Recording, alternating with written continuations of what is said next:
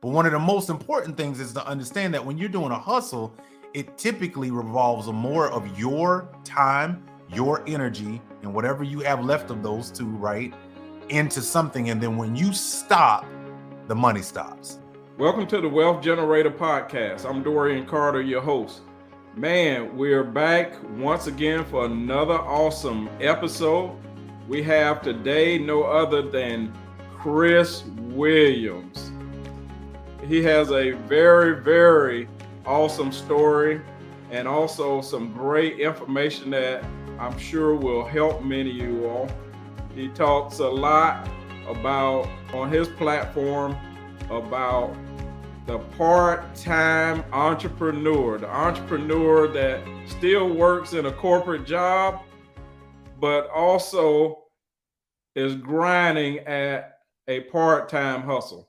So many of you are very interested in how to make money, but don't want to step out there full-time. And I understand that. I did that. That's probably one of my biggest mistakes, to leave corporate and jump totally into entrepreneurship. I'd advise that, think really, really hard. There's no right or wrong way to do it, but think long and hard. Welcome, Chris. Thanks for joining us today. Man, I'm glad to be here, and thank you for having me on your platform. Hope we can add some value to this conversation today. Yeah, so let's jump right into it. So give the listeners a bit about your background and tell us about your company and what you do. Yeah, so my name is Chris Williams. I am the host of the Grow Your Side Business podcast, where we help corporate professionals grow, build better side businesses. I myself been running this podcast now for about 6.5 years. I am a person who built his first side business first year at almost $200,000. And then people were going, how did you do that? Right? In my corporate career, working for one of the largest financial firms in the world, did everything in that space. And then my longest tenure inside of that space has been, I've been an executive coach for the last 8 years of my 16-year career in corporate America. And in learning to coach a lot of different personalities and behaviors and people, I just realized that, for a lot of people, their identity is really is engrossed in their job, right? And we can talk a little bit more about this, as we get through the conversation. But I realized that, going through 2 layoffs, so I've been there, y'all. So if you've been through a layoff at the height of your career or, somewhere in the middle, trust me, I know what that feels like. And it took me a while to realize that for many of us, we got to know the game we're playing. If you understand the game you're playing, then you also understand why it is so important to build you a side business. And you also understand how to maximize that job along with that side business and totally 10x your career. So, with the podcast, my job is to inspire. I bring on some great people who built like incredible side businesses while they were, ascending inside of their employment chapter of their career, and talk about those nuances. And then also in coaching people and just showing people how to best be able to do it. It's been a joy of mine to really be able to see people kind of get that light bulb to kind of go off and go, man, I'm a lot more valuable than I really gave myself credit for. That's big. I've always believed that, and I'm that person that have interest in various different industries, from supply chain to technology, and of course, commercial real estate is what I do. And I don't believe you have to put one down in order to necessarily be successful. You just have to be balanced and really understand your goals and manage it yourself appropriately. So you have to, certainly you can't be in 10 things. You can, but doing it without a team is crazy. So what are your thoughts about this big wave of people, from the coronavirus kind of contributed to where people were sitting home and they said, okay, I like sitting home. I need to quit my job and jump out of here and to start my own business. What's your thoughts on that? Yeah, what's interesting about that is I think many of us were sold a fake bag of goods. So I'll kind of explain. I think that there was a good thing that came out of the pandemic. I think what it forced everybody to do was to realize what's most important to me. right? Because the busyness of the job, right, kept you from the things that really didn't matter. If you spent 10 years before the pandemic just always working, always traveling, you threw all of your whole self into the job, well, you probably missed your baby boy kicking that soccer ball and making his first goal. You probably said no too many times to building your life, right? Probably said no too many times, and you can't go backwards in time, right? Yep. But it gave you that pause to go, wait a second. Maybe I should start saying yes to the things that I was not saying yes to, right? That really matter to you. And everybody's got what matters to them, right? But I think what it did was it forced us to pause and ask ourselves the question, right? Like, what is really important? Well, I think, unfortunately, because people are at home, right, and they're just on their phones all day, and people are having these, moments, and they're just kind of thumb flicking and going, oh, well, that person's doing this out here, and that person's doing this out here. Well, I should go do it too. And just because you go out and try to mirror or parrot what somebody else is doing doesn't mean you're going to be successful. That was kind of what I saw was kind of the issue, is that, and unfortunately, people were like selling that. Like, that's all you saw, right? Like, oh, you should come do what I'm doing. Oh, you should come do commercial because Dorian's doing it. He's got this and that. And it's like, well, no, even an oak tree has miles of roots. Like, it's not just something that's just going to pop out of, the moment and, oh, you're just going to be, famous. I heard somebody call it a lot of pandemicpreneurs. like it was this surge of people that like, oh, I got a business I'm running. And here's the problem. If you haven't yet built the conditioning and the stomach and the intelligence around running a real business, then you probably hurt more people and yourself more than you care to chew off. And I think that's the problem. Like, many people got desperate and wanted a money grab instead of really truly understanding what it means. And so, unfortunately, in probably the next 2 years, those same people who started businesses probably won't be around doing a business because they didn't become the person that could actually run a business first. That's more of the tragedy to me. Yeah, it's so much to unwrap, because doing it may impact your family negatively. You may lose assets, all of those things. But people are finding that running a business is a lot more than sitting in your cushy chair at a job and making a salary. Sure, it doesn't really help you in your purpose and where you're going, your mindset necessarily, but it is different. And so tell us a little bit about how what you do helps a person that is sitting at their job now, though, that they said, okay, they didn't take that leap. What is it that you do, how you help people do that side business that helps them to build wealth? Yeah, great question. And what I do is I help people understand the maturity game, right? Like, first of all, I help everybody understand that you got to know the game you're in right now, right? Like, if you have a job right now, okay, let's just start at the beginning. If you have a job right now, but if you go to work if you get up on Sunday and go to bed Sunday night dreading Monday, and when you get to work on Monday, you're looking forward to Friday, and then you spend all of your weekend doing everything else but bettering yourself, but reading, but investing in yourself, but getting some coaching, and you're doing everything else to entertain yourself, you're not yet ready to run a business. So part of the thing that I help people understand is you got to know the game you're playing. If you're in and I call it chapters, right? Like, everybody goes, my career. And when most people think of my career, they only think of the job they're in. And I'm saying, no, your career is what you did over your lifetime. There's an employment chapter of your career, right? There could be an entrepreneur chapter of your career, right? So understanding that the employment side of your career is a game. And if you start to understand the game and how to maximize that game to your benefit, then you won't be complaining on Sunday night. You won't be looking forward to Friday on Monday, right? So I help people understand the game they're playing. The second thing is I teach people the difference between a hustle and a business, right? And this is really important. So yeah, when you're doing a hustle, right? Let's just use a restaurant as an idea, right? When you're doing a hustle, you're the bartender, right? And some people want to hustle for certain reasons, right? They want to pay off a car. Cool, right? They go get a second job, right? Not realizing that second job is going to pay you less than your main job, and it's still both are going to require even more time away from the things that actually matter more, right? Yep. So I have those conversations with people.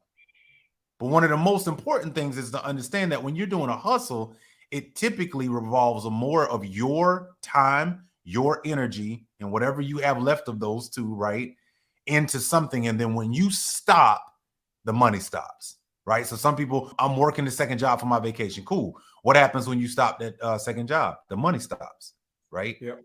And so what I teach people is you can hustle for a while, and that might help you, but you need to learn how to build an actual business. Because then when you build a business, you're not the bartender, you're not the waiter in the restaurant, you own the restaurant. That means when I walk away, my restaurant is still making money, right? I'm learning how to build something that actually creates revenue. And a lot of people, to what you said earlier, which is important, and I think everybody should stop and rewind that and listen to what you said at the very beginning. When you think about the building revenue, when you think about creating a separate business, you got to understand that business requires extra additional money and requires an investment, and it's a living, breathing thing, right? And so what I teach people is some people are not, to your point, going to just jump out there and jump and build a full-time business. Quit their job today, go build a business tomorrow. That is not in the cards for a lot of people. What I coach people to do is learn how to build a successful side business and learn what they need to learn while they're learning to build that business the right way, maximizing their time, maximizing the opportunities at their job and the resources that some people don't even tap into, right? That will help them build their business while at the same time showing up better at their job, because the truth is most corporations will never train you the way a side business will. They won't give you the skills to start thinking in those terms, right? So having a side business does more for your maturity and the ability to be able to show up more efficiently at your job. Absolutely true. Getting the skills prior to jumping out there is so important. It's not an easy thing. It is way harder than you think. And it really takes work and focus. Since this is an opportunity, how do people use it? Because in the end, people want to get to a point where they have financial flexibility to do the things that they love, right? Do you think that this is the viable option, and what specific person is it tailored to? Because you have some people that just can and have the resources to jump out there and move on to another career. But doing it part-time, what is really the personality, the makeup of that person who this is really key to? So I would say it's any mid to upper level employee who realize that my 9 to 5 ain't it. It's not cutting it. Yeah. And here's what I mean. Dorian, you've met people like this. I mean, there's people who are making, well over $100,000 in their corporate, chapter of their career, right? So it's not that they're not making money, but what they realize is, this is what I call it, it's the golden handcuffs, right? It's like, I pay you enough, but it won't allow you to literally create the life that you want. And I heard this conversation one time by this great comedian I went to see. My wife and I went to go see, and it was quite hilarious. And he was making reference to life, and he said, "Listen," he said, if you're over 45, right? He had people raise their hand. He was like, "Who's in here is over 45? Who's 55?" And he said, the average person, everybody raised their hand. He said, the average person is going to live to about 72. He said, if you're over 50, that means you got about 20 summers left. Yeah. And I'm like, whoa. Yeah. I said, wow. But it makes you think, right? Like, and I think what happens is when you've been climbing that corporate ladder, at a certain point, you start thinking about, like, I don't know if I want to keep running this hard, knowing that if I leave right now, it's over, right? Like the money's no longer coming in, right? And retirement is not a thing the way they used to talk about it. And I think that's what's happened. Technology has sped past our ways that most of us came into corporate America, right? Yep. Everything has changed. So where you used to want to rely on the 40-40-40 plan, right? Work for 40 years, retire on 40%, of what I made, invest the other 40. It's like, well, wait a second. I don't even have enough to live off of even if I'm making north of $200,000. Well, that ain't enough to be saying I'm going to be living great by the time I'm 60. Who wants to wait until that long to have extra money to be able to reduce the financial stress? So I think the challenge for many people is it's for the person who says, I know there's more, and I know that I can do something else. And here's what I tell everybody who's ever even considered doing a side business or just a full-time business. You have no idea just how much you're worth in the marketplace with the skills that you have right now. Most people don't even get it. I want you to look at your current salary and multiply it by 3. That's what you could be demanding right now in the market. All day long. I agree. So there's big talk about a coming recession. I use recession in my communication, but I call it an adjustment because as a person that has studied economics, it's all adjustments. You have big adjustments like 07 and 08, and then you have the adjustments we have now with high interest rate and inflation. And so having been through a few, I learned some painful lessons that I am not repeating this time around.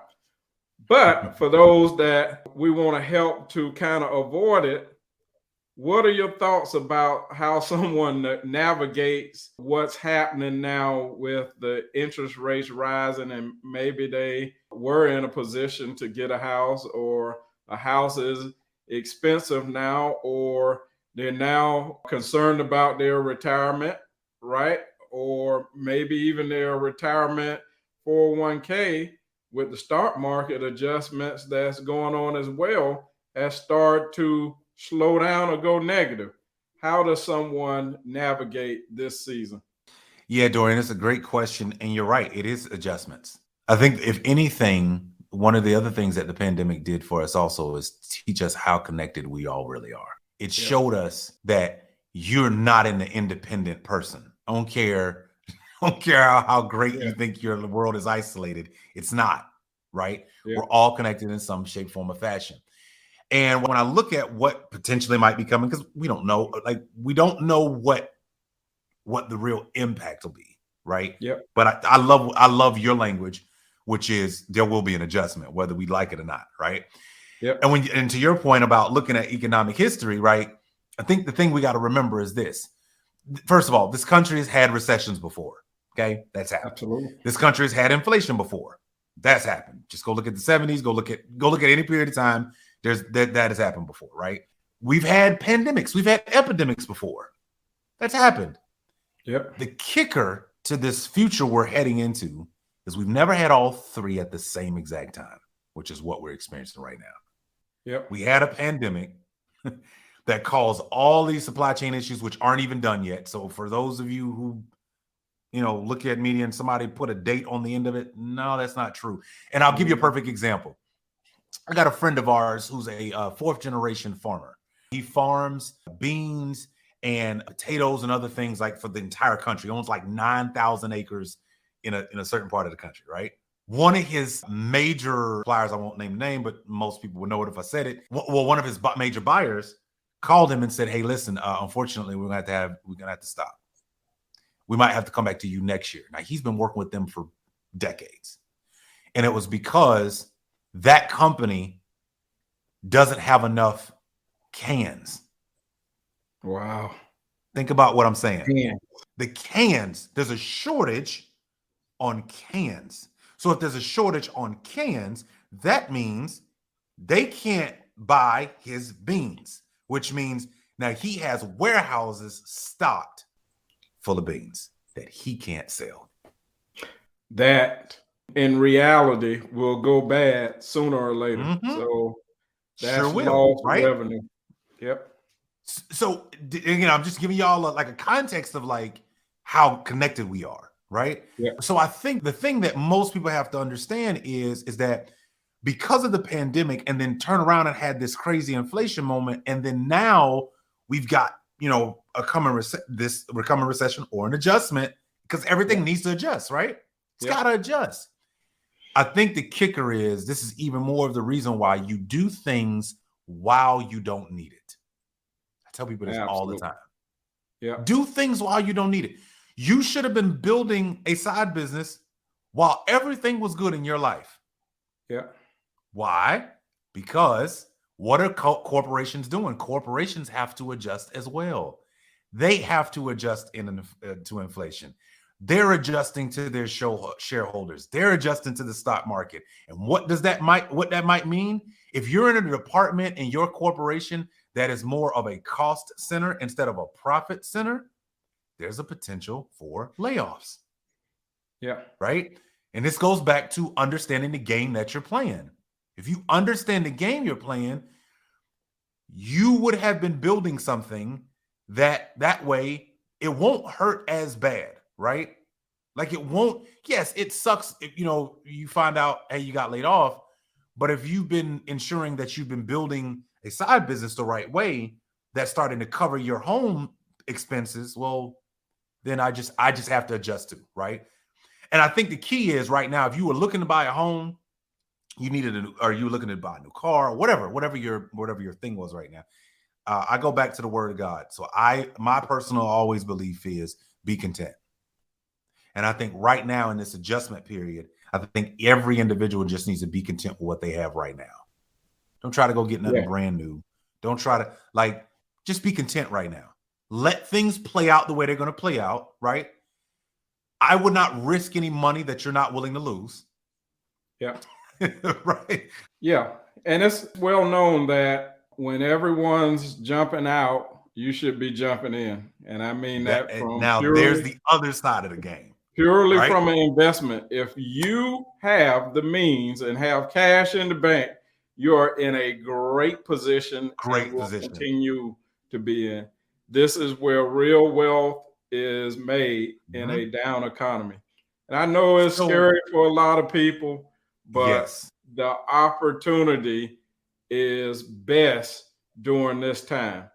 And so what I want to talk about is your story around this. Is the Wealth Generator podcast. So I like to talk about wealth. So tell us a little bit about how you navigated over a period of time. I know how you kind of navigated it, but also how do you see how to move going forward based on all that's happening, and what's some of your plans without giving out all of your secrets, but maybe a couple of them.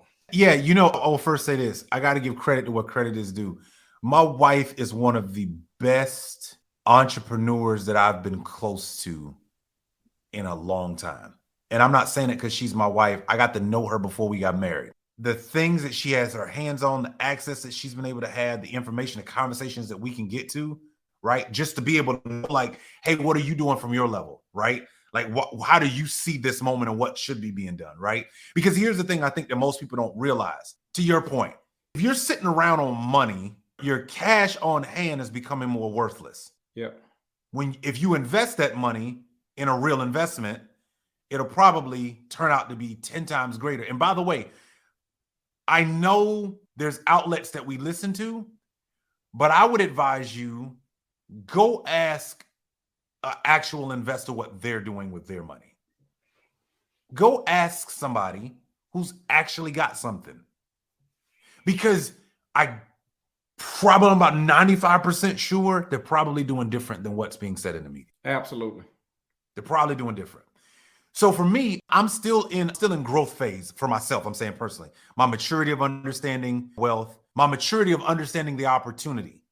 And here's what I mean. So like you and I talked before we aired, like I got a chance to like jump on something, right? Mm-hmm. And I'm like, I think we should do it.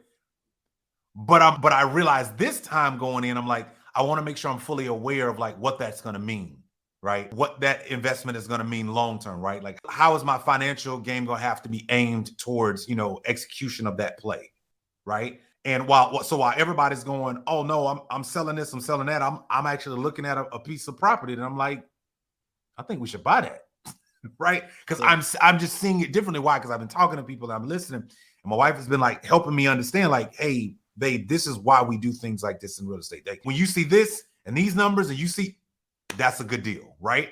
And so for me, it's been just these learning of these things and then executing. I think that's the one thing, Dorian, I will tell you that a lot of people don't do. Y'all listen, let me state this camera real quick. And to anybody listening, I don't care if you're listening to this as soon as it releases, 5, 10 years, 15 years down the road. Just because you have all the access of information on your phone means nothing if you don't go execute. Wow. And if you if you understood in context of all the information you had on your phone and YouTube and everything else that you're reading, you would have moved already on certain opportunities. But it takes somebody outside of your current world to help you understand what you need to be doing. But if you knew it already, you would be getting it done. So I think the thing is that we got a lot of information now that we have our hands on, very little execute. Focus more on what you can execute on and stop trying to get all the information. I absolutely agree with that. The other side too is when you deal with things in the past, make sure you clean up your past. A lot of times your past really keeps you from moving forward and making decisions. And you can go through some things and get paralyzed. That was more me.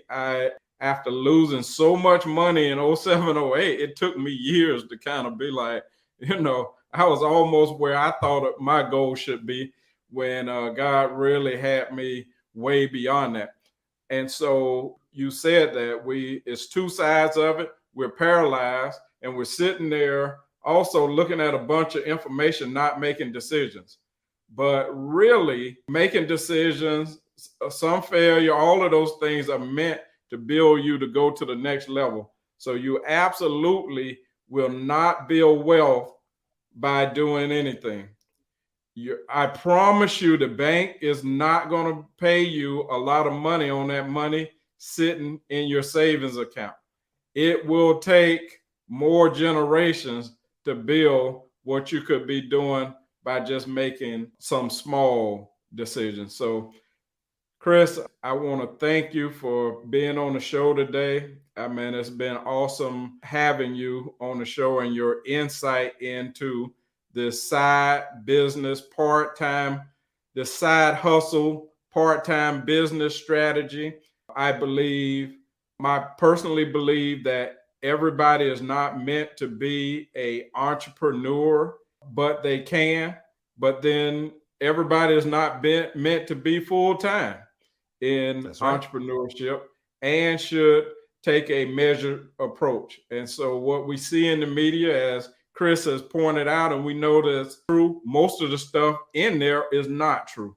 And so we've gotten caught up into this celebrity thing. I think I put out on my page today is reminding people with a bunch of followers that you are responsible for what comes off of your tongue, both good and bad.